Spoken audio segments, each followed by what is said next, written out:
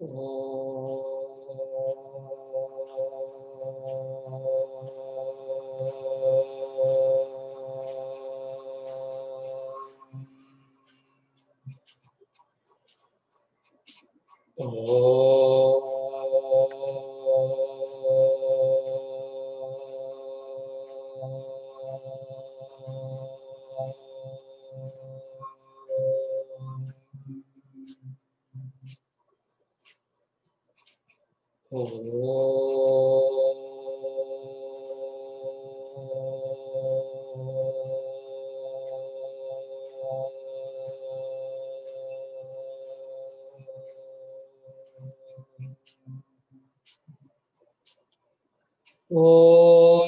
सहनाववतु सहनौ भुनक्तु सह वीर्यं करवावहै तेजस्विनावधीतमस्तु मा विद्विषावहै। ॐ शान्ति शान्ति शान्तिः। ॐ वसुदेवसुतं देवं कंसचानूरमर्दनं देवकी परमानन्दं कृष्णं वन्दे जगद्गुरुं। समस्तजनकल्याणे निरतं करुणामयं नमामि चिन्मयं देवं सद्गुरुं ब्रह्मविद्वरम् सद्गुरुं ब्रह्मविद्वरम्। हरि ओम हरि ओम।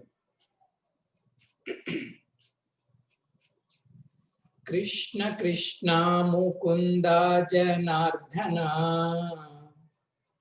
कृष्ण कृष्ण मुकुंदा जनार्दना कृष्ण गोविंद नारायण हरे कृष्ण गोविंद नारायण हरे अच्युतानंत गोविंद माधवा अच्युतानंत गोविंद माधवा सच्चिदानंद नारायण हरे सच्चिदानंद नारायण हरे कृष्ण कृष्ण मुकुंद जनार्दना कृष्ण कृष्ण मुकुंद जनार्दना कृष्ण गोविंद नारायण हरे कृष्ण गोविंद नारायण हरे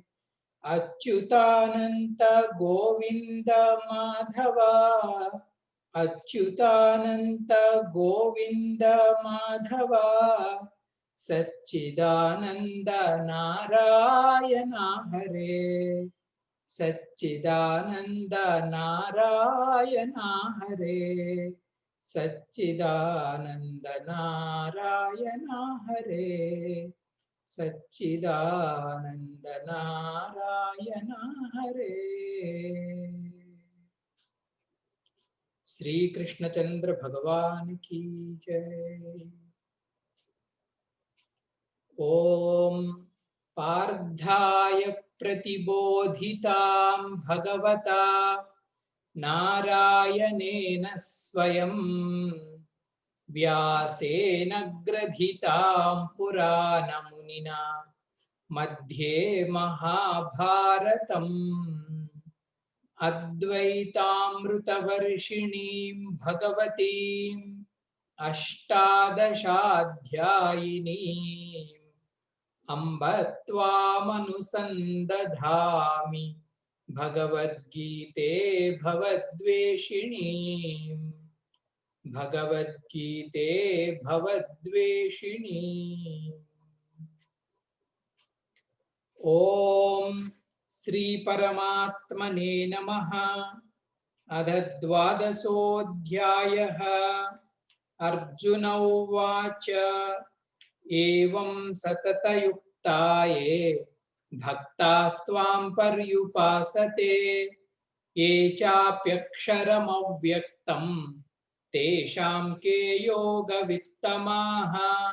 श्रीभगवानुवाच మయ్యావేశ్య మనో ఏ మాం నిత్యయుక్తా ఉపాసతే శ్రద్ధయా పరయోపేతాః తే మే యుక్తతమా మతాః ఏ త్వక్షరమనిర్దేశ్యం అవ్యక్తం పర్యుపాసతే సర్వత్ర గమచింత్యం చ కూటస్థమచలం ధ్రువం సంనియమ్యేంద్రియగ్రామం సర్వత్ర సమబుద్ధయః తే ప్రాప్నువంతి మామేవ సర్వభూతహితే రతాః క్లేశోధికతరస్తేషాం అవ్యక్తాసక్తచేతసాం అవ్యక్తా హి గతిర్దుఃఖం దేహవద్భిరవాప్యతే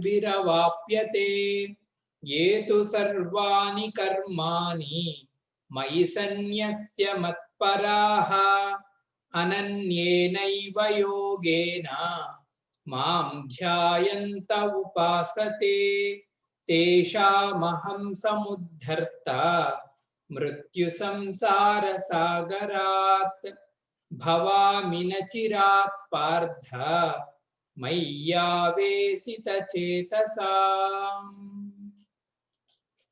అర్జున ప్రశ్న, స్వామి సగుణం గొప్ప నిర్గుణం గొప్ప? భగవంతుడు సగుణం గురించి పూర్తిగా చెప్పాడు. సగుణ భక్తి యొక్క స్వభావం ఏంటి, ఫలం ఏంటి? నిర్గుణ భక్తి యొక్క స్వభావం ఏంటి, ఫలం ఏంటి? నిన్నటి క్లాసులో ఏం చెప్పారు? ఈ రెండింటిలో అర్జున నిర్గుణ ఉపాసన దేహ అభిమానం కలవానికి కష్టం. క్లేశ అధికతర దేహవద్భి, దేహ అభిమానం కలవాడికి. సగుణ ఉపాసన కూడా కష్టమే, ఇదేదో ఈజీ అనుకోకు. సగుణ బ్రహ్మ ఉపాసన కూడా కష్టమే. కానీ తేషాం అహం సముద్ధర్త, నా సహాయం ఉంటుంది అర్జున. వాళ్ళకి నా సహాయం ఉంటుంది కాబట్టి ఆయనకి అతి త్వరలోనే నచిరాత్ మృత్యు సంసార సాగరాత్ తేషామహం సముద్ధర్త, అతి త్వర కాలంలోనే ఈ మృత్యు సంసారం నుంచి నేను వాళ్ళని ఉద్ధరిస్తాను అని స్వామి చెప్పడం జరిగింది. ఇంతవరకు బాగుంది స్వామిజీ. ఇవాళ క్లాస్లో 4 సాధనలు అనండి, లేదంటే 4 రకాలైన సాధకులు అనండి, దాని గురించి చెబుతాడు స్వామి. ఒక ప్రత్యేకంగా ఉంటది 12వ అధ్యాయంలో ఈ టాపిక్ మాత్రం. సాధారణంగా మనం సాధనలు, సాధకులు అంటే యోగం చేయాలి, జపం చేయాలి, ధ్యానం చేయాలి, ఇవన్నీ అంటాం కదండి. ఒక్క మాటలో చెప్పాలంటే శ్రీకృష్ణ పరమాత్మ మన పరువు తీసేస్తాడండి ఈ రోజు టాపిక్ లో మాత్రం. ఆయనకి ఎంత కోపం వస్తుందో తెలియదు. 4 రకాలైన సాధనల్ని చెప్తాడు ఆయన. వీటన్నింటి సారాంశము ఒకే ఒక్క మాటట. అదేం మాట తెలుసా అర్జున? స్వామి మేము సన్యాసిస్తాము, లేకపోతే మేము యోగం చేస్తాము, ధ్యానం చేస్తాము, జపం చేస్తాము, ఉపవాసాలు చేస్తాము, ఇన్నిన్ని కఠినమైన అభ్యాసాలు అంటారు, కర్మలు చేస్తామంటారు, కర్మ ఫలాలను త్యాగం చేస్తామంటారు. ఇదంతా చేయవలసిన అవసరం ఎందుకు వచ్చిందో తెలుసా అర్జున? వాళ్ళకి నా పైన ప్రేమ లేదు ఇంకా. నిజంగా ఎవరికైనా సరే భగవంతుడి మీద స్వచ్ఛమైన ప్రేమ ఉంటే వాళ్ళకి సాధనే అనవసరం. ఏ భగవంతుడైనా, నిర్గుణ భగవంతుడైనా సగుణ భగవంతుడైనా, నిజంగా మన మనస్సే కానీ ఆయనకి ఇచ్చి ఉంటే, ఈ 4 సాధనల యొక్క సారాంశం అలా చెప్తాడు స్వామి. నిజంగా ఆ సాధకుడు మనస్సు కానీ నాకు ఇచ్చి ఉంటే ఇంకా అభ్యాసం చేయవలసిన అవసరం ఏంటి అని ప్రశ్నిస్తాడు స్వామి. గురుదేవులు అదే అంటారు. మన ఇంట్లో ఒక చిన్న శిశువు ఉందనుకోండి, ఆ శిశువు పైన మనకి ప్రేమ ఉందనుకోండి, ప్రత్యేకంగా మనం అయ్యో నా శిశువు ఎక్కడున్నాడు అని జపం చేసి గుర్తు తెచ్చుకోవాల్సిన అవసరం లేదు కదండి. జపం చేస్తున్నామన్నా, ధ్యానం చేస్తున్నామన్నా భగవంతుడు గుర్తు రావాలని చేస్తాం. ఎందుకు గుర్తు రావటం లేదు? మీకు నా పైన ప్రేమ లేదు.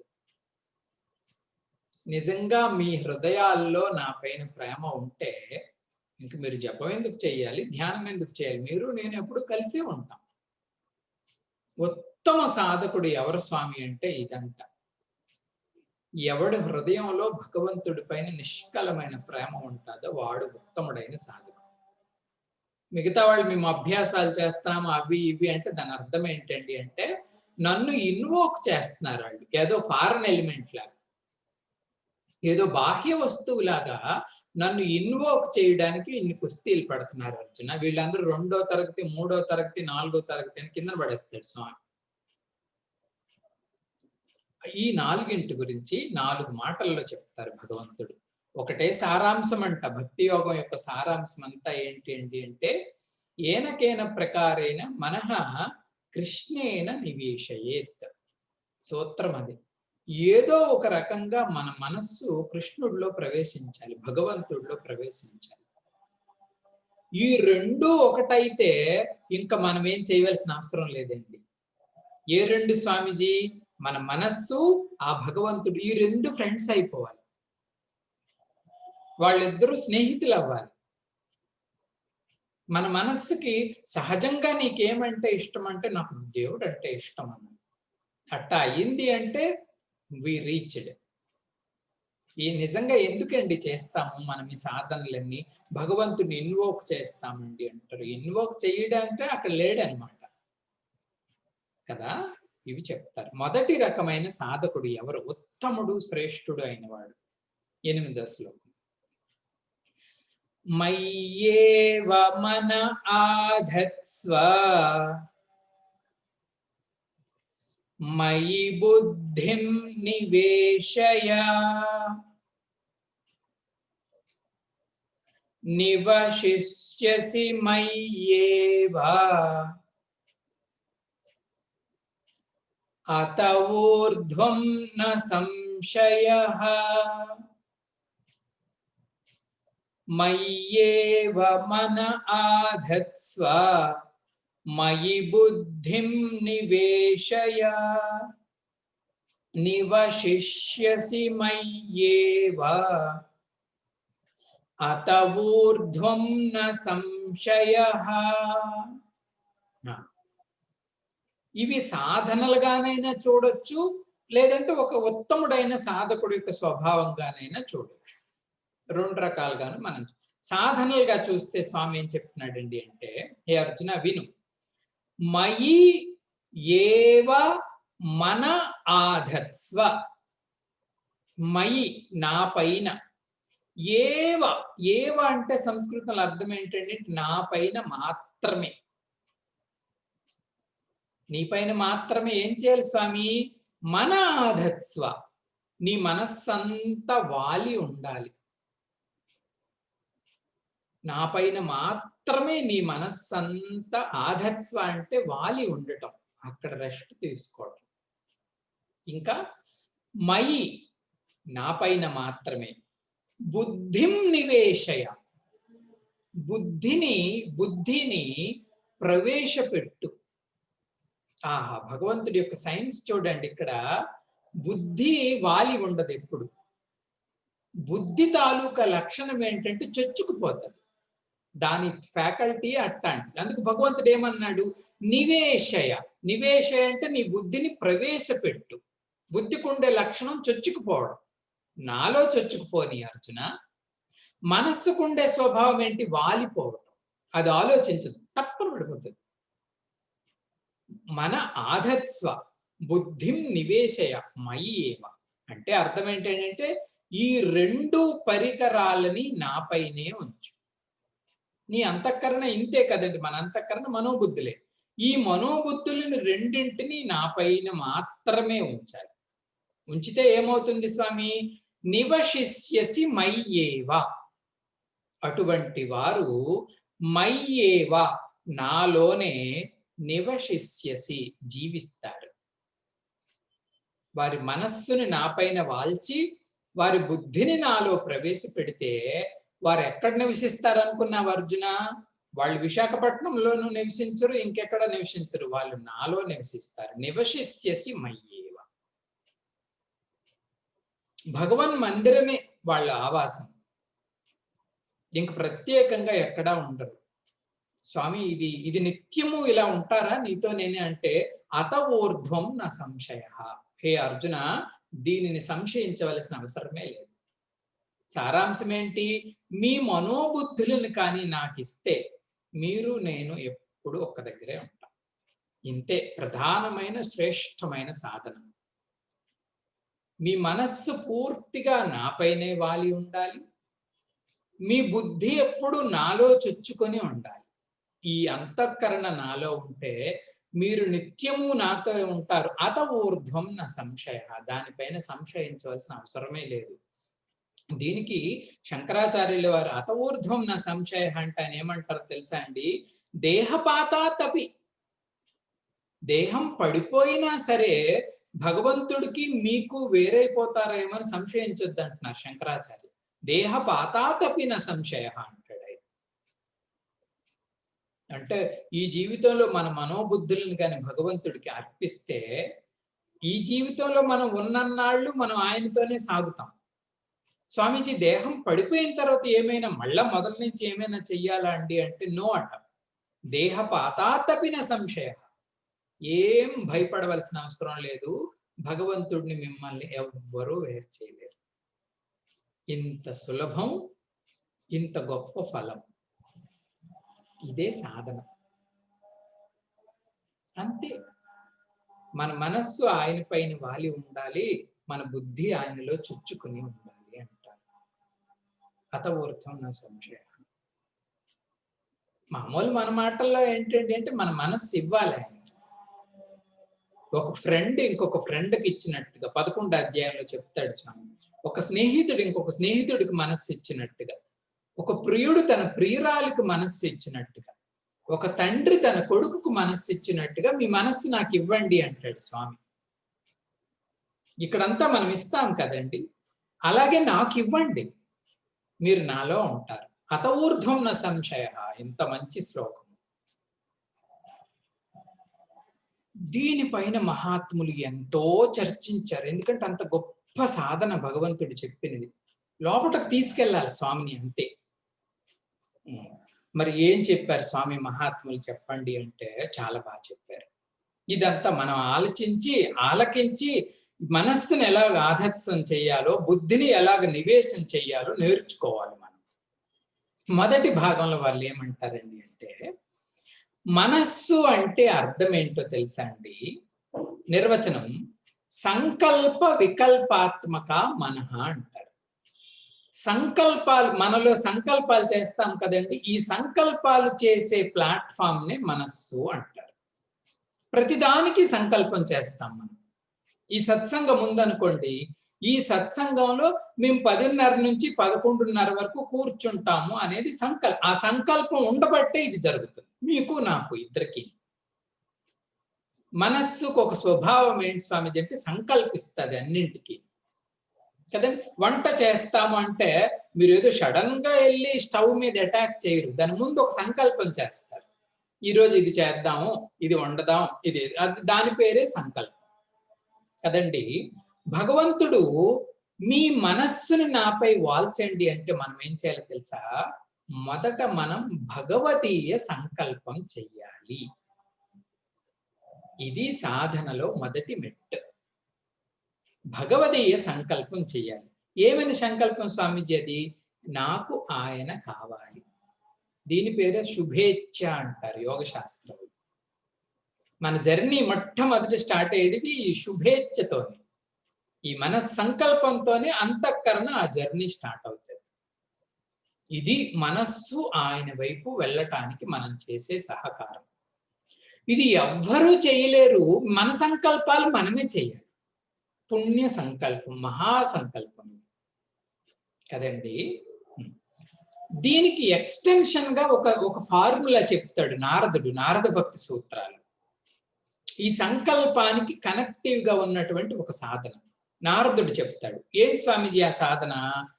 అనుకూలస్య సంకల్పః ప్రతికూలస్య విసర్జనం. హే భక్తులారా, మీరు దీన్ని పాటించండి అంటాడు నారదుడు. ఏంటి స్వామి పాటించాలి? అనుకూలస్య సంకల్పః. భగవత్ ఆరాధనకి, భగవత్ సాధనకి అనుకూలంగా ఉన్నవన్నీ కూడా ప్రతిరోజు సంకల్పిస్తూ ఉండండి. ఎఫర్ట్ పెట్టి ఈ రోజు దేవాలయానికి వెళ్తాను, అదొక సంకల్పం. ఈ రోజు నేను జపం చేస్తాను, అదొక సంకల్పం. అనుకూలస్య అంటే భగవత్ సాధనకి అనుకూలంగా ఉన్న సంకల్పాలన్నీ చేస్తూ ఉండండి. అనుకూలస్య సంకల్పం. ఇంకొకటి ఉంది, ఏంటి స్వామిజీ అది? ప్రతికూలస్య విసర్జనం.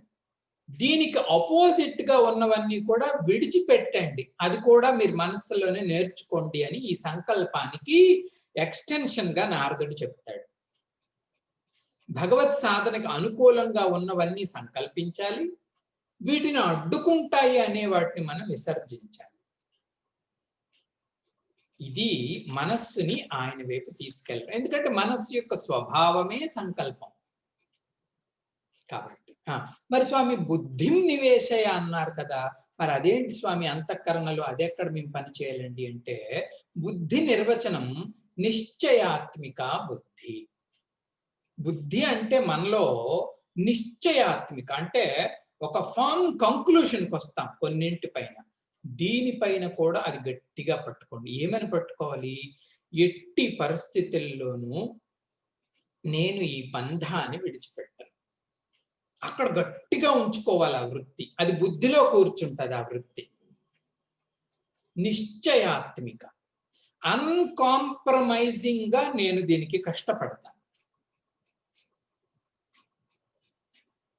నేను చాలాసార్లు చెప్పున్నానేమో, తేజోమయానంద్ గారు సాందీపినిలో కోర్స్ కండక్ట్ చేసినప్పుడు తెల్లవారుజామున, ముఖ్యంగా శీతకాలంలో కొంతమంది పిల్లలు వేదిక చాంటింగ్కి వెళ్ళేవారు కాదట సత్సంగానికి. వెళ్ళకపోతే ఆ పర్టికులర్గా అక్కడున్న ఆచార్య గురూజీకి చెప్పారు, కొంతమంది పిల్లలు ఇలా రావటం లేదు స్వామి సత్సంగానికి, తెల్లవారు చలి అని అంటే, ఆ మరుసటి రోజు క్లాసులో, వేదాంతం క్లాసులో తేజోమయానంద్ గారు చెప్పారట, సత్సంగానికి ఎప్పుడు అటెండ్ అవ్వకూడదో తెలుసా? ఏ రోజైతే మీ కాళ్ళు చేతులు ఇంకా మీకు సహకరించవు, కదలటానికి సహకరించవు, ఆ రోజు మాత్రమే సత్సంగం మానేయటానికి మనకు అర్హత. If they are working, you just go. మీ కాళ్ళు చేతులు పని చేస్తున్నాయంటే సత్సంగం వదలకండి. నిశ్చయాత్మిక. I'm not going to drop at all, నేను విడిచిపెట్టే ప్రసక్తే లేదు అనేది ఉంటుంది కదండి, అది బుద్ధిం నివేశయ. నిశ్చయాత్మకంగా ఈ విషయంలో ఉండాలి, సంకల్పాత్మకంగా ఆ విషయంలో ఉండాలి. ఈ రెండింటినీ కూడా నా పైన ఉంటే నివశిష్యసి మయ్యేవ, వారు నా దగ్గరే ఉంటారు అర్చన. అది ఎక్కడైనా సరే, ఈవెన్ ఈ రోజు మనం చెప్పుకున్న ఈ సత్సంగం అయినా సరే, మీరు సంకల్పము చేశారు, నిశ్చయానికి వచ్చారు. ఈ రెండు ఉంటేనే ఈ సత్సంగం అంతా మనం శ్రద్ధగా రిసీవ్ చేసుకుంటాం. నేను వెళ్ళాలి, వెళ్ళిన తర్వాత నిశ్చయంగా చెబుతున్నది నేను తెలుసుకోవాలని ఒక ఫర్మ్ కన్విక్షన్ మీకు ఉంది, ఒక శ్రద్ధా బలం. ఈ రెండు కలిస్తే వారు భగవంతుడితోనే ఉంటారని స్వామి చెప్పడం జరిగింది. ఇది ఒకటి. ఇంకో మహాత్ములు చెప్తారు, మనోబుద్ధులని భగవంతుడి వైపు నడిపించడము అంటే ఏంటో చెప్తారు ఆయన. అది కూడా మంచి వృత్తి.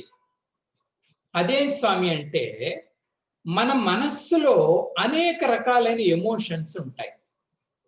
మనస్సు అంటేనే అనేక రకాలైన ఎమోషన్లు, భావాలు, రాగము, ద్వేషం, ఇష్టము, అయిష్టము, కోపము, ప్రేమ, దయ, కరుణ, ఇలాంటివి ఎన్నో భావాలు ఉండేదాన్ని మనస్సు అంటాం.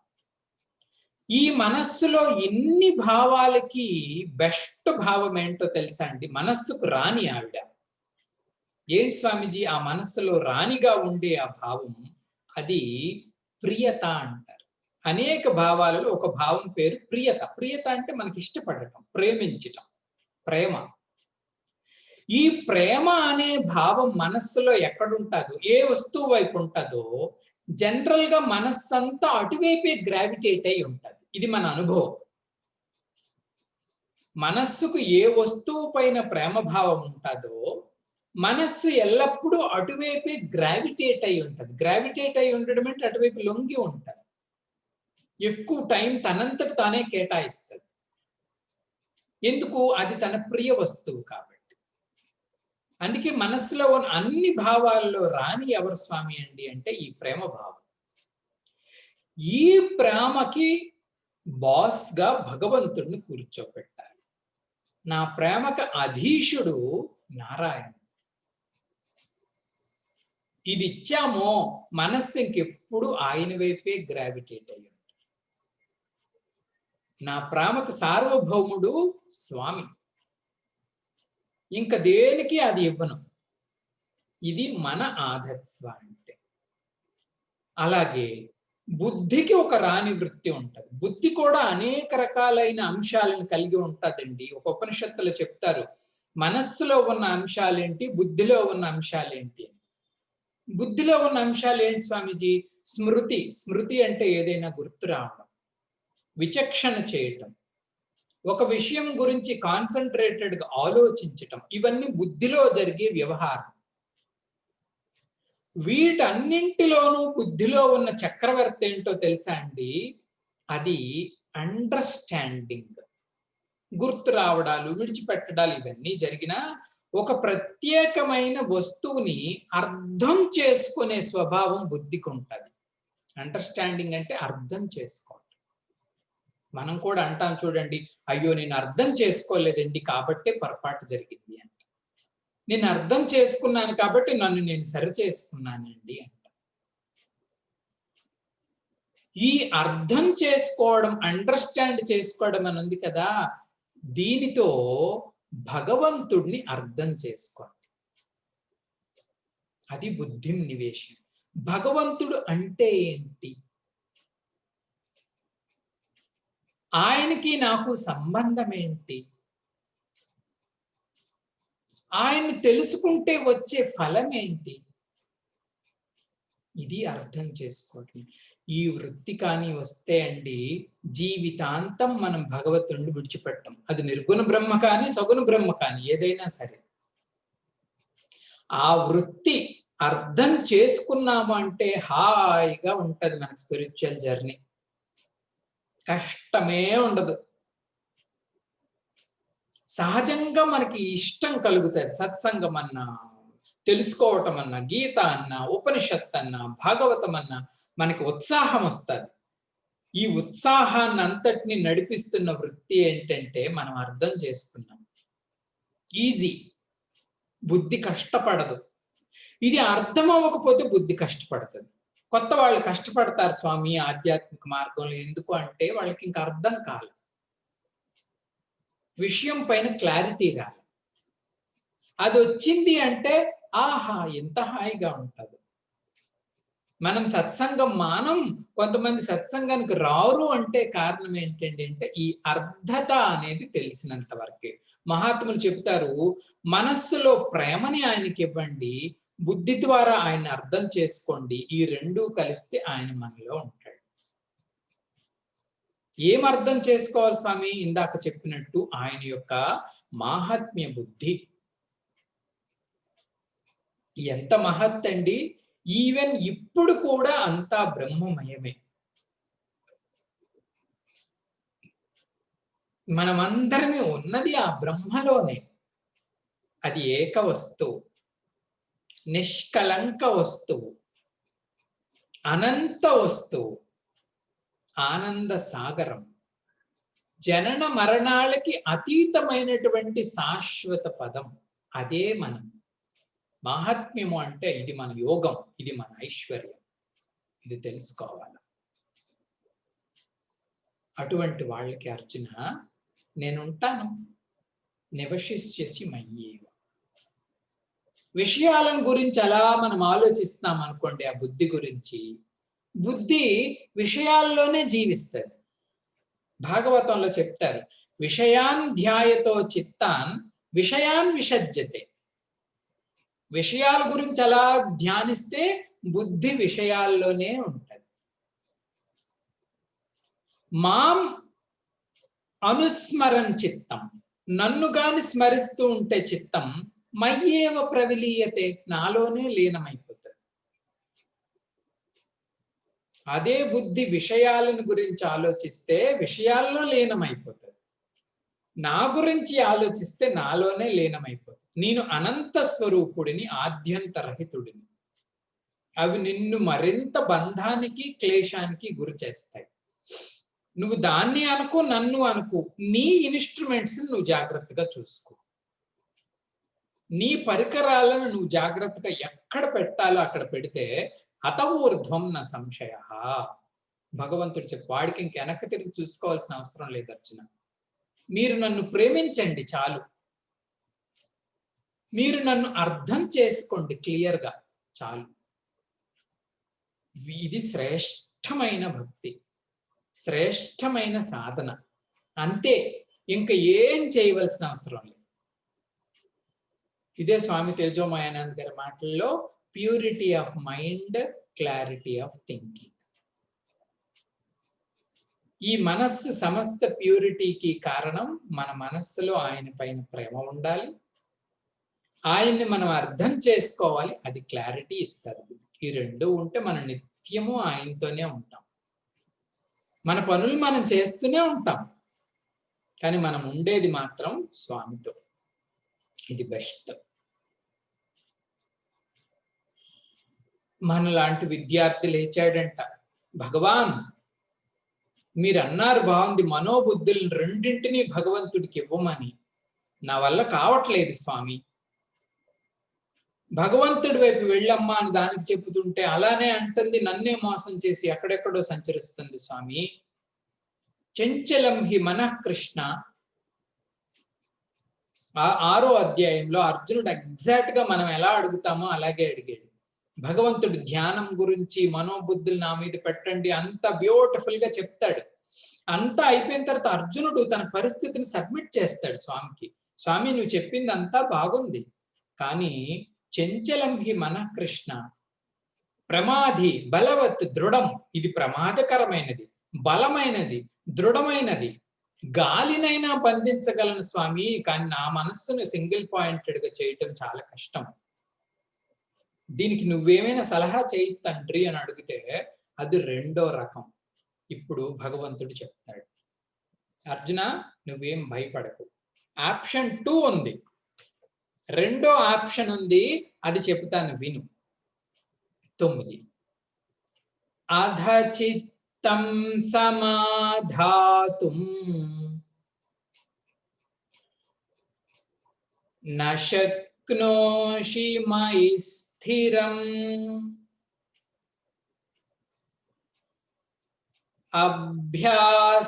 అభ్యాసయోగేన తతః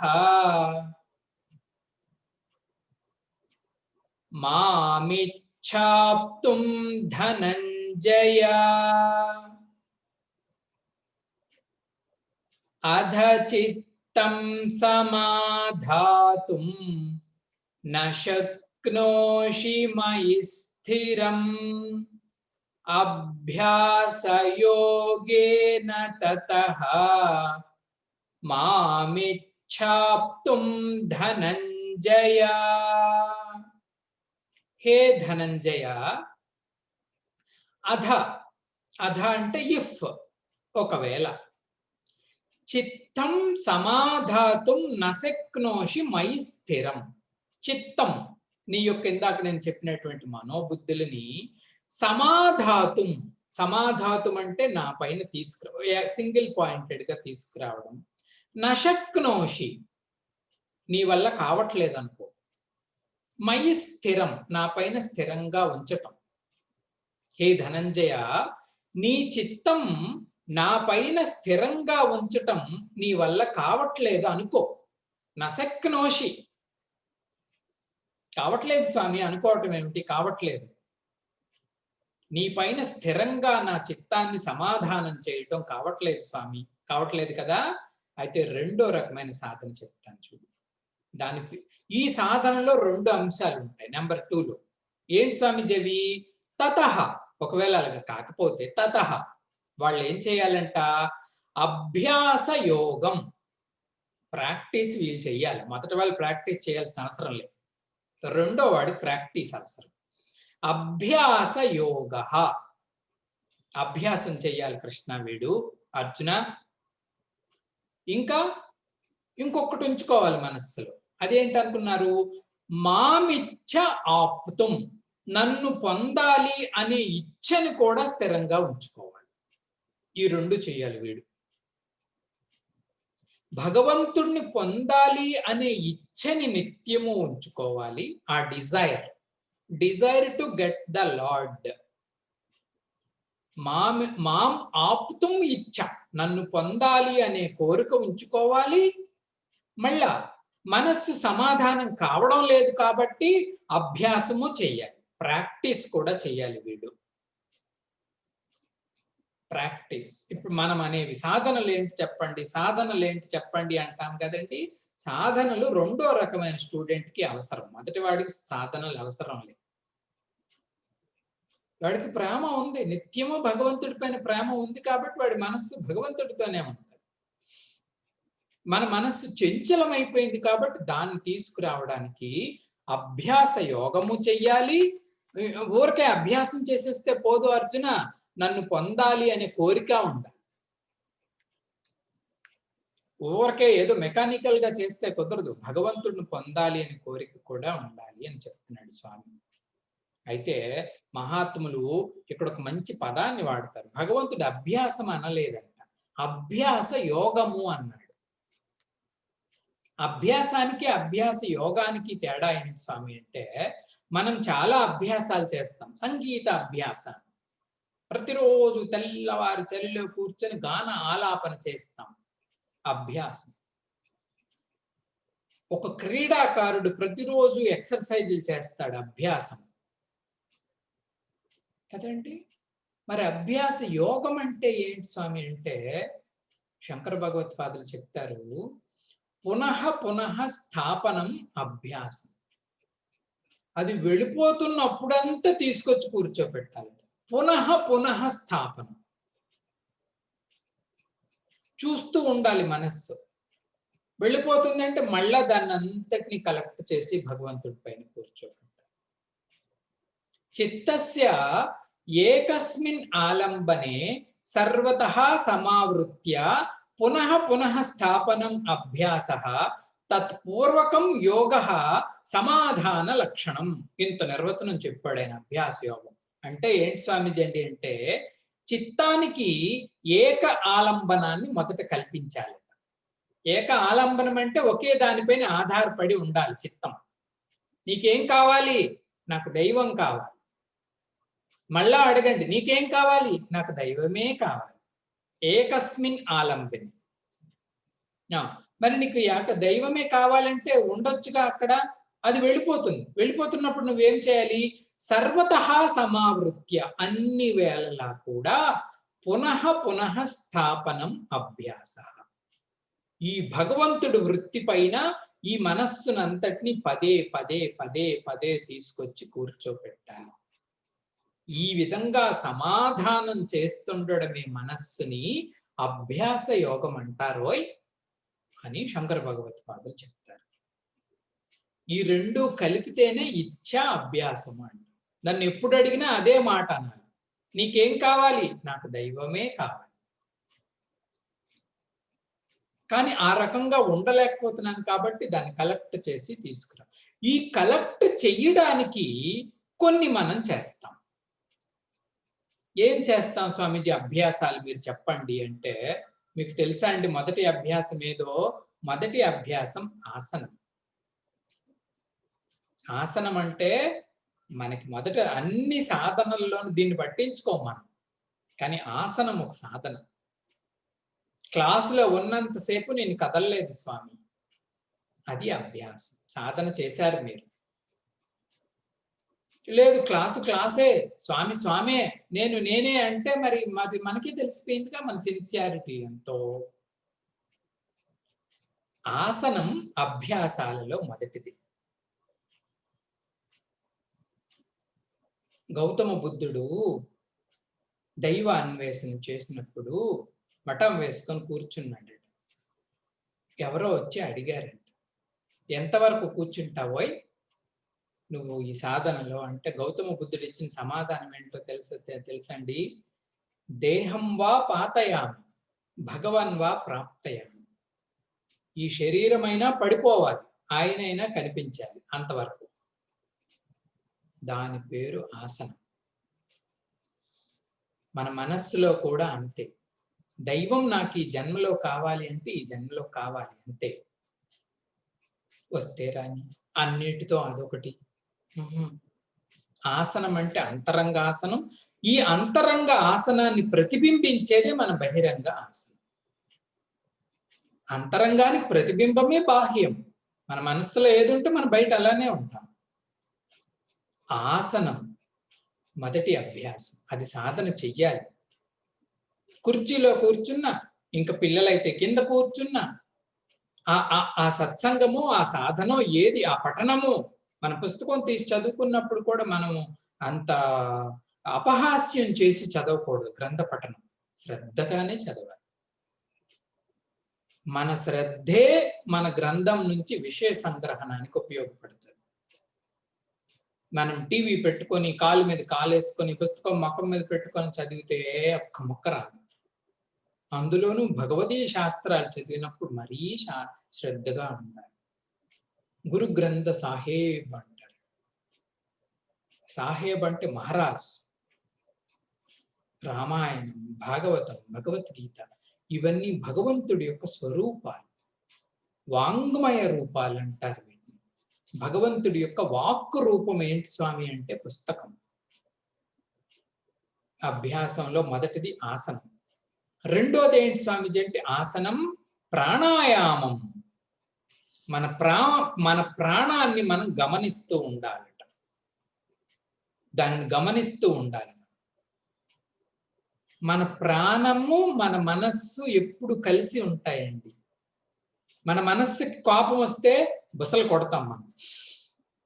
మన మనస్సు శాంతంగా ఉంటా, శీతల మంద సుగంధ, దీనిపైన మనం అలా చూస్తూ ఉంటే, దీనిని గురూజీ ఏమంటారండి అంటే, శ్వాసని అబ్జర్వ్ చేయటం ప్రాణాయామంలో మొదటిది. అందరూ చెయ్యొచ్చు. జస్ట్ మన శ్వాసనే మనం అబ్జర్వ్ చేయాలి. అది డీప్ గా, స్మూత్ గా, రిథమిక్ గా జరిగినట్టు మనం అబ్జర్వ్ చేస్తూ డీప్ గా తీసుకోవాలి బ్రెత్. మళ్ళా విడిచిపెట్టు. స్మూత్ గా, రిథమిక్ గా, శ్వాసకి అదే ఇంటర్వెల్ ఉండాలి. ఒక 5 నిమిషాలు చేసి మనస్సును చూడండి, ఆహ్లాదంగా ఉంటుంది. ఆసనం, ప్రాణాయామం, ఈ 2 తర్వాత జపం. భగవన్ నామాన్ని అత్యంత శ్రద్ధగా ఉచ్చరించాలి. అత్యంత శక్తివంతమైన పదార్థం భగవన్ నామం.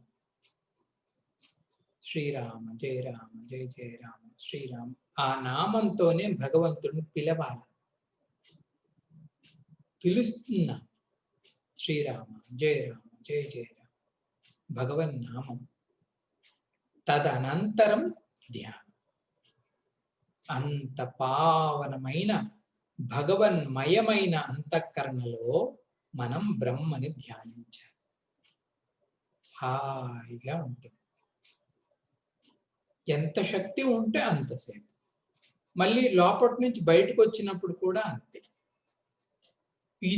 ఇవన్నీ అభ్యాసాలు అంటారు. కానీ పూర్ణ ప్రేమ కలవాడికి భగవంతుడి పైన వాడు నిత్యము సమాధిలోనే ఉంటాడు. లేదు అన్నప్పుడు వీటి యొక్క అవసరం. అర్జున, ఇది 2వ కేటగిరీ స్టూడెంట్ కి సంబంధించిన విషయము అని స్వామి చెప్తున్నాడు. అర్జునుడు అటు ఇటు చూస్తున్నాడు. స్వామి, పునః అభ్యాసం చెయ్యాలా? గురుదేవ్ అంటారు, మెడిటేషన్ లో ప్రోగ్రెస్ ఎవరికి ఉంటుందో తెలుసా అండి? రెగ్యులారిటీ ఉండాలి. ప్రతిరోజు తప్పకుండా ఎవరైతే చేస్తారో ఈ ధ్యాన సాధన, వాళ్ళకి ప్రోగ్రెస్ చాలా బాగుంటుంది. ఏదో సంవత్సరానికి ఒక పూర్ణకం వచ్చినప్పుడు కూర్చోవటం, లేనప్పుడు ఇంక విడిచిపెట్టేయడం కాకుండా రెగ్యులర్గా. 2, నువ్వు ధ్యానం చేస్తున్నంతసేపు సిన్సియర్గా ఉండాలి. ధ్యానం చేస్తున్నప్పుడు నువ్వు ధ్యానివి తప్ప మరేదీ కాదు.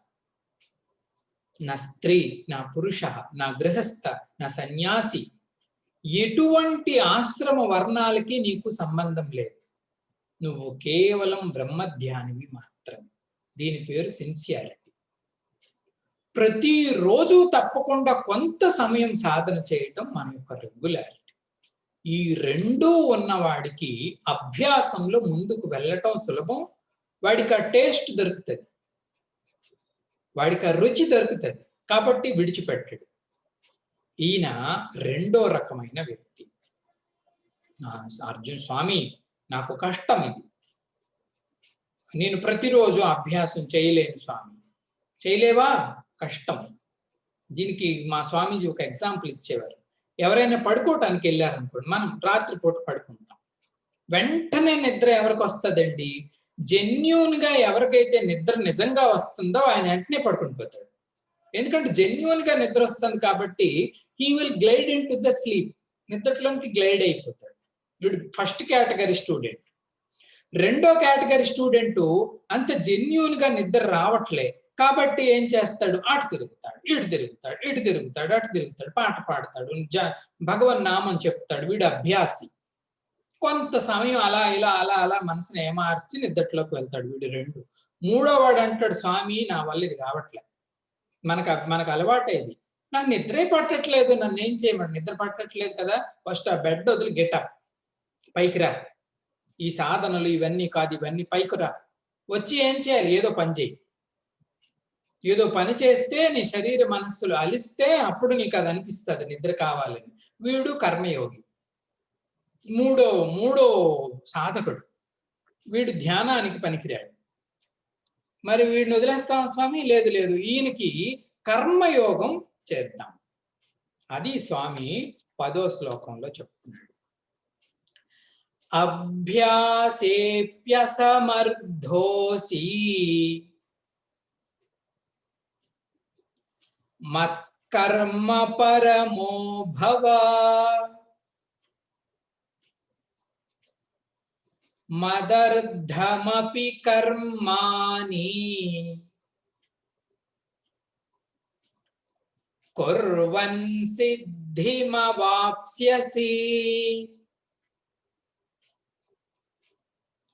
అభ్యాసేప్యసమర్థోసి మత్కర్మ పరమో భవ మదర్థమపి కర్మాణి కుర్వన్ సిద్ధిమవాప్స్యసి.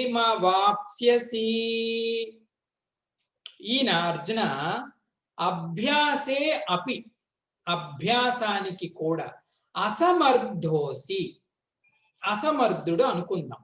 అసమర్థుడు, అభ్యాసం చేయలేకపోతున్నాడు. చేయలేకపోతే అర్జున ఈయనకి నేను ఇచ్చే సలహా ఏంటో తెలుసా? మత్ కర్మ పరమో భవ. నువ్వు నా కర్మ మత్ కర్మ పర అంటే భగవదీయ కర్మని పరాసాధనగా చేసుకో. నీ సాధన ఏంటనుకున్నావు? మత్కర్మ. మత్కర్మ అంటే కర్మయోగం. కర్మయోగం చెయ్యి. చేస్తే ఏమవుతుంది స్వామి? మదర్థమపి కర్మాని కుర్వన్. ఈ కర్మలన్నీ నా కోసం కానీ చేస్తే, మదర్థమపి కుర్వన్ చేస్తే, సిద్ధిం అవాప్స్యసి, ఈయన కూడా సిద్ధిని పొందుతాడు. ఈయన కూడా సిద్ధిని పొందుతాడు. అయితే ఈయనకు 2 స్టెప్పులు. ఏంటి స్వామిజీ 2 స్టెప్పులు? కర్మయోగం ద్వారా సత్వ సంశుద్ధిని సంపాదించి ఆ సత్వ సంశుద్ధి ద్వారా జ్ఞానాభ్యాసానికి పొందుతాడు. కొంచెం ఇలా గెంతి వెళ్ళాలి. కర్మయోగం ద్వారా సత్వ సంశుద్ధిని సంపాదించి ఆ సత్వ సంశుద్ధి ద్వారా జ్ఞానాభ్యాసాన్ని పొందుతాడు అర్జున. సిద్ధిం అవాప్స్యసి, ఈయన అదే రిజల్ట్ని పొందుతాడు. అభ్యాసం చేయలేకపోతే కర్మయోగాన్ని చెయ్యు అర్జున అని స్వామి చెప్తున్నాడు. భగవద్గీతలో శ్రీకృష్ణ పరమాత్మకు అత్యంత ఇష్టమైనది ఏంటంటే కర్మయోగమే. ఏ చాప్టర్ని మనం తీసిన కర్మయోగం గురించి చెప్పకుండా వెళ్ళడు శ్రీకృష్ణ పరమాత్మ. అంత ఇష్టం భగవంతుడికి. కర్మయోగం సూక్ష్మంగా చెప్పుకోవాలంటే కర్మయోగంలో అంశాలు ఏముంటాయండి? మొదటిది, నిషిద్ధ కర్మలేవి మనం చేయకూడదు. కర్మయోగంలో మొదటి భాగం నిషిద్ధ కర్మ చేయకూడదు. 2, కర్తవ్య కర్మలను ఎట్టి పరిస్థితుల్లోనూ విడిచిపెట్టకూడదు.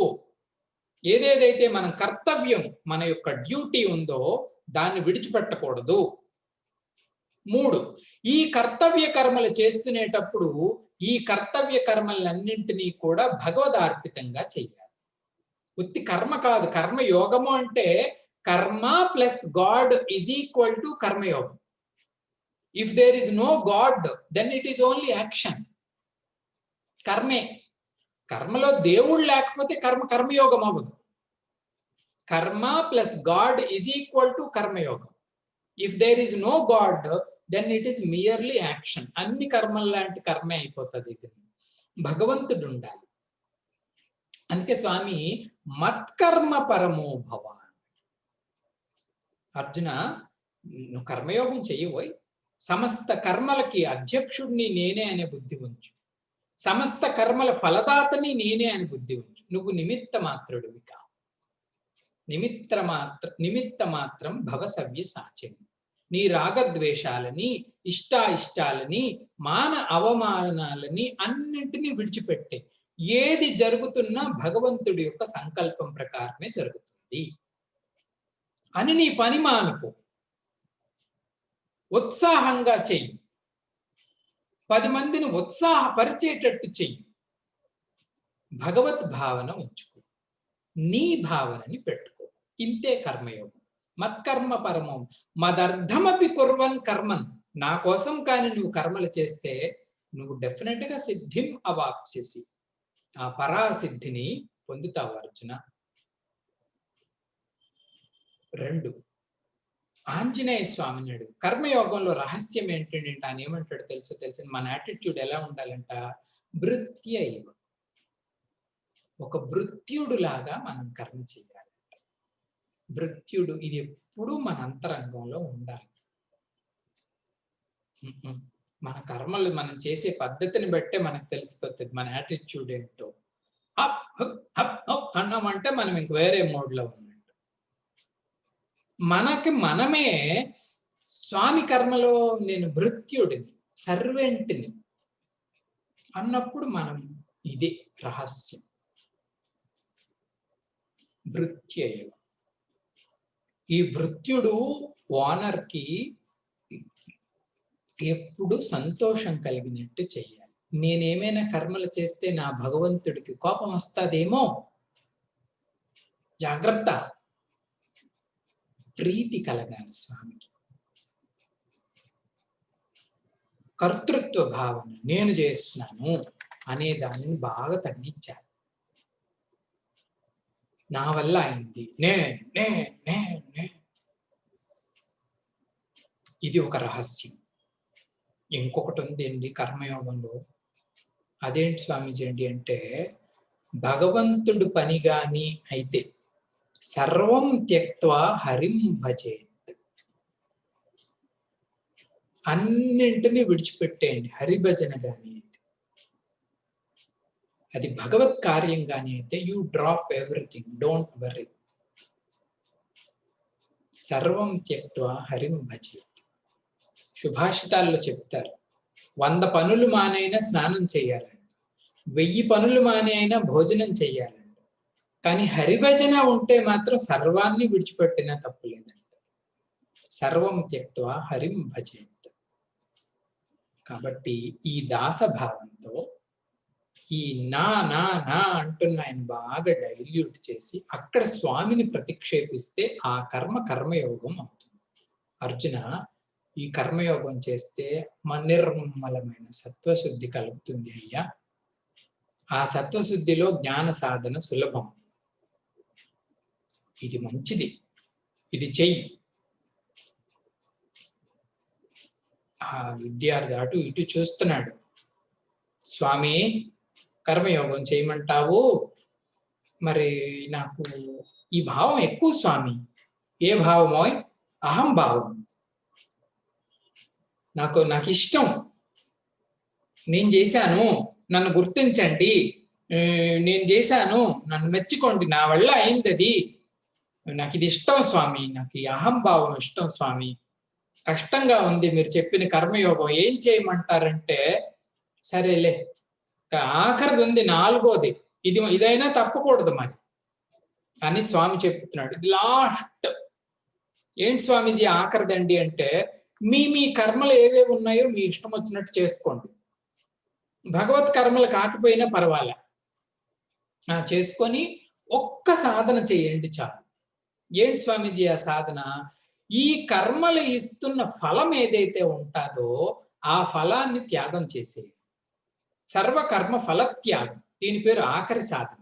ఫలత్యాగం చేసేయండి అంటే నెలంతా పనిచేసి జీతం తీసుకోవద్దా స్వామి? కాదు, జీతం తీసుకోండి, కానీ ఈ ఫలాన్ని రిసీవ్ చేసుకునేటప్పుడు వాటిపైన ప్రసాద బుద్ధిని పెట్టండి. దాని పేరు కర్మఫల త్యాగం అండి. ప్రసాద బుద్ధి అంటే భగవత్ ప్రసాదంగా నేను పొందుతున్నాను అని పెట్టుకోండి. ఈ ఒక్క సాధన చేయండి చాలు. భగవత్ ప్రసాదంగానే నాకు ఇల్లు కలిగింది, భగవత్ ప్రసాదంగానే నాకు ఇది కలిగింది. మీరు పొందుతున్న సమస్త ఫలాలపైన కనీసం నన్ను ఉంచండి, కర్మలు మీ ఇష్టం. దీని పేరు సర్వకర్మ ఫలత్యాగం అంటాడు. అది చేయగలవా? నాలుగోది అది చెప్తున్నాడు 11వ శ్లోకం. అధైతదప్యశక్తోసి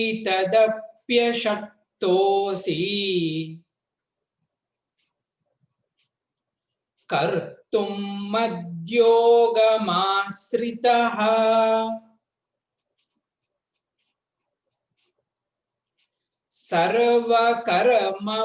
సర్వకర్మఫలత్యాగం తతః కురు యతాత్మవాన్. అధైతదప్యశక్తోసి కర్తుం మద్యోగమాశ్రితః సర్వకర్మఫలత్యాగం తతః కురు యతాత్మవాన్. హే అర్జున, అధ ఏతత్ అపి అశక్నోషి. ఏతత్ అపి అంటే ఆ కర్మయోగం కూడా, అశక్నోషి చేయలేకపోతున్నావు అనుకో, కర్తుం మద్యోగమాశ్రిత నన్ను ఆశ్రయించి నీ కర్మలన్నీ చేయలేకపోతున్నావు. కర్మయోగం అంటే ఇదే కదా, నన్ను ఆశ్రయించి కర్మలన్నీ చెయ్యాలి. నీ వల్ల కావట్లా, నన్ను ఆశ్రయించి సమస్త కర్మలు చేయకపోవడం. అయితే ఆఖరి సాధన ఉంది, అది చెప్తాను విను. ఏంటి స్వామీజీ అది? తతః సర్వకర్మ ఫలత్యాగం కురు. నువ్వు పొందుతున్న సమస్త కర్మ ఫలాల పైన నీ భావాన్ని త్యాగం చేసేయి. సర్వకర్మ ఫలత్యాగము అంటే ఇది, నా ఎఫర్ట్ వల్ల పొందాను, ఇది నా ఘనకార్యం, ఇది నా అల్పకార్యం, ఇది నా చెడ్డ, ఇది నా మంచి, అన్నింటిపైన ఆ ఫలం పైన నీ భావాన్ని తీసేయి. సర్వకర్మ ఫలత్యాగం కురు యతాత్మవాన్. దీనికైనా ట్రై చేయి, ప్రయత్నం చేయి. యతనము అంటే ప్రయత్నం చేయటం. యతాత్మవాన్ భవ. ఇదైనా చేయబోయి జీవితంలో అనేక రకాలైన ఫలాలను పొందుతున్నప్పుడు వాటి అన్నింటిపైన ప్రసాద బుద్ధిని ప్రతిక్షేపించు. భగవత్ ప్రసాదంగానే అన్నీ వస్తున్నాయి. ఈ అన్నింట్లో రెండు ఉంటాయి, ద్వంద్వాలు ఎప్పుడు ఉంటాయి. సుఖం ఉంటే దుఃఖం, లాభం నష్టం, జయం అపజయం, శీతం ఉష్ణం. చల్లగా ఉంది స్వామి అంటాం. ఈ చల్లగా ఉండటానికి కారణం శీతకాలం భగవంతుడిదే. వేడిగా ఉంది స్వామి అంటాం, నిజంగా అవి భగవత్ ప్రసాదాలే. జయం కలిగింది స్వామి, అపజయం కలిగింది స్వామి, మానం కలిగింది స్వామి, అవమానం కలిగింది స్వామి, లాభం నష్టం, సుఖం దుఃఖం, ఈ సర్వ ఫలాలపైన నీ భావం తీసి ప్రసాద భావాన్ని పెట్టడాన్నే సర్వకర్మ ఫలత్యాగం కురు. కురు అంటే యు మస్ట్ డూ. నీ యాటిట్యూడ్ మారాలి అర్జున. పుట్టినప్పటి నుంచి పోయే వరకు అదే యాటిట్యూడ్తో ఉంటావా? నీ యాటిట్యూడ్ మారాలి, నీ భావసిరి మారాలి, నీ ఆలోచన విధానం మారాలి. అప్పుడు నువ్వు సాధకుడు. యతాత్మవాన్. ప్రయత్నం చెయ్యు. Don't SIT back and relax. అవకాశం పోయిందో మళ్ళా రా. మన గురించి మనం ఆలోచించాలి. భగవంతుడు 4 రకాలుగా చెప్పాడు. మన మనోబుద్ధులు భగవన్ ప్రేమమయమైనప్పుడు మనం ఎంత కష్టపడవలసిన అవసరం లేదు. ఎందుకంటే ఇది ఎప్పుడు కూర్చున్నా భగవన్మయంగా ఉంటుంది. లేదు కల్మషంగా ఉంది స్వామి అంటే అభ్యాసం చేద్దాం. అభ్యాసం కష్టంగా ఉంది స్వామి అంటే భగవంతుడిని ఆధారంగా చేసుకొని మన కర్మలన్నిటికీ ఆయన అధ్యక్షుడిగా స్వీకరించి మనం నిమిత్త మాత్రులుగా అవ్వటానికి ప్రయత్నం చేద్దాం. ధ్యాన జప అభ్యాస సాధన మార్గాలు మా వల్ల కావట్లేదు అంటే కర్మలోనే మనమున్న కర్మలోనే భగవంతుడిని తీసుకొద్దాం. ధ్యాన మందిరం నుంచి గురుదేవ్ చెప్తుంటారు, ధ్యాన మందిరం నుంచి మార్కెట్ ఫీల్డ్ లోనికి భగవంతుడిని తీసుకెళ్ళాలి. నీ కాళ్ళు చేతులు నడుస్తున్నాం, కష్టపడుతున్నాం రోజంతా, మనస్సులో ఆయన పెట్టుకో. పావనంగా చేయలేకపోతున్నాం, అంత శక్తి మనకి లేదు. ఆఖరికి మన కర్మలలోనికే భగవంతుడిని తీసుకురావాలి. ఈ కర్మ అనేక జంజాటంలో భగవంతుడిని మరిసిపోతున్నాను స్వామి అన్నప్పుడు కూడా కనీసం నువ్వు పొందుతున్నదంతా ఆయన ప్రసాదంగా గుర్తుంచుకో. ఆ మాత్రం కృతజ్ఞతనైనా కలిగి ఉండే అర్చన. ఏముందని నీకు మనకి ఇంత అహం? అనంత కాలంలో చిన్న తుంపరం. ఈ రకంగా ఉంటే అటువైపు వెళ్తే అనంత కాలానికి అధీశులం మనం. కాబట్టి ఈ రెండింటిని బ్రేక్ చేస్తున్నది ఎవరండి అంటే ఈ అహంత. ఈ అహంతలోనే భగవదీయత తేవాలి. ఇదే సాధనల యొక్క సారాంశం. భగవంతుడు ఎంత బాగా చెప్పాడు చూడండి. ఈ సాధనలన్నింటి యొక్క బాటం లైన్ ఏంటో తెలుసా అండి? మన మనస్సులో నిష్కలమైన ప్రేమ ఉండాలి భగవంతుడు. అది పొందాము అంటే అదే సాధన యొక్క సారాంశం, సారం, ఫలం. గోపికల్లాగా వాళ్ళకి భగవంతుడిని ఎప్పుడైనా మర్చిపోవటానికే మనస్సు ఒప్పుకోవట్లేదు. అది మనకి గుర్తు తెచ్చుకోవడానికి మనస్సు ఒప్పుకోవట్లేదు.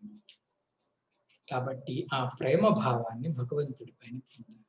భగవత్ కథ విందాం, భగవద్ నామం పాడదాం, భగవంతుడిని చింతిద్దాం, భగవదీయ గ్రంథాలు చదవదాం, సత్సంగంలో ఉత్సాహంగా పాల్గొందాం, భగవంతుడికి సేవ చేద్దాం, భగవంతుడికి కైంకర్యం చేద్దాం.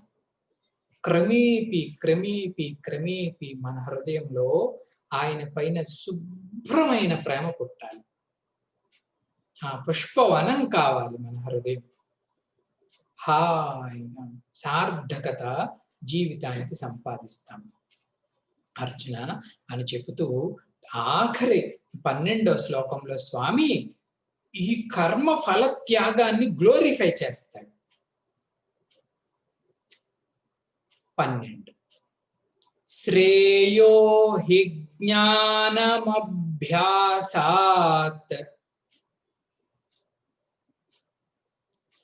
జ్ఞానాధ్యానం విశిష్యతే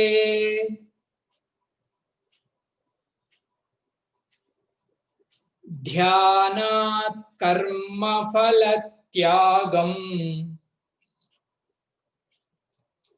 త్యాగాత్ శాంతిరనంతరం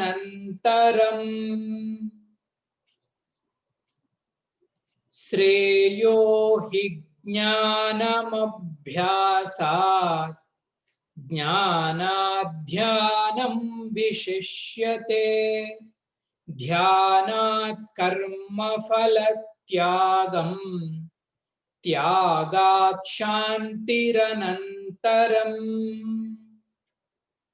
హే అర్జున, శ్రేయః జ్ఞానం అభ్యాసాత్.